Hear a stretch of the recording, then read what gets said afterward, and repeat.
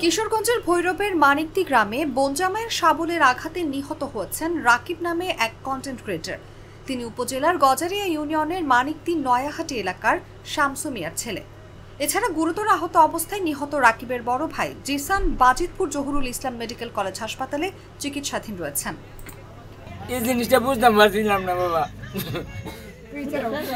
ভূত না, এই জিনিসটা বুঝতে পারছি না বাবা। তোরা 3 ভাইয়ের ভিতরে যে বাজান আমার যে ভূত নাই, আমি বুঝতাম পারছি না। বাতিজারে দিবা নিছি, বাতিজারে যদি একটা ডাক দিছি, বাতিজা খাওয়ার মতো উড়ে আমার।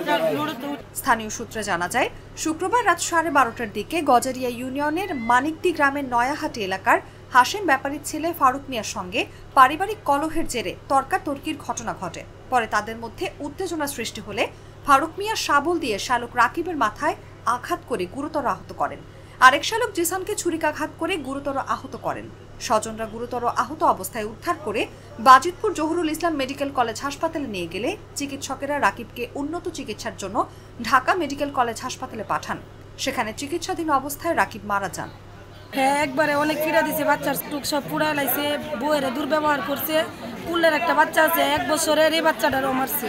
শুনলাম যে এই দুলাভাই শালারে সাফল দাগাই দিয়া মাথার ভিতরে আঘাত করছে, পরে মেডিকেল লয়ে গেছে। আমরা অনেক শুনতেছি মারা গেছে। এরপরে আয়া দেখি বলে যে গুরু বাছুর আসিন এগুলো নিয়ে গেছে। আর মূলত আমরা যে ছেলেটা মারছে ছেলের বাপেরও চিনতাম। ছেলের বাপ ছিল খুব খারাপ, অত্যন্ত খারাপ, মুন্সিগঞ্জের লোক। আমরা তার আচরণ দেখছি শুরু থেকে উব্বেত্ত মিশতে। তার ছেলেও যা যে একটা ঘটনা ঘটছে তাতে বোঝা যাইলো বাপ খারাপ হলে ফলাফল মাঝে মাঝে খারাপ হয়ে যায়। নিহত রাকিবের চাচা সেন্টু মিয়া বলেন, আমি রাতে বাড়িতে ছিলাম না। যখন বাড়িতে ফিরেছি দেখলাম আমার 2 ভাতিজা রক্তাক্ত অবস্থায় বাড়ির উঠানে পড়ে আছে। এটা দিয়ে এনে হইরা রইছে। এরপর দেয় দিয়ে উরুস তুলি এরে দুইরা পাশামুষ্টি করতেছে মানুষে, এর মধ্যে ছুটটা গেছে গা। আর এই ছোটো রাকিবেরে মনে করুন আপনার ইডা দিছে, ইয়া দিয়েছে সাফল দেয় মিলিকা উপর থেকে ইডা মারছে, ইডারা গিয়েছে গা, এর উপরে করছে। ভৈরব থানার ভারপ্রাপ্ত কর্মকর্তা খন্দকার ফুয়াদ রুহানি বলেন, গতকাল রাতে বনজামাইয়ের শাবলের আঘাতে শ্যালক রাকিবের মৃত্যু হয়েছে। এই ঘটনায় আইনগত ব্যবস্থা প্রক্রিয়াধীন রয়েছে বলে তিনি জানান। ভগ্নিমতি তার শ্যালক রাকিবকে করে শাবল দিয়ে মাথার মধ্যে বাড়ি মারে গত রাত্রি 12টার দিকে। তারপর সে গুরুতর রক্তাক্ত জখম হয় বলে তাকে ঢাকা মেডিকেলে নেওয়ার পর সে মৃত্যুবরণ করে। এই সংবাদ পেয়ে আমরা ঘটনাস্থলে আসি।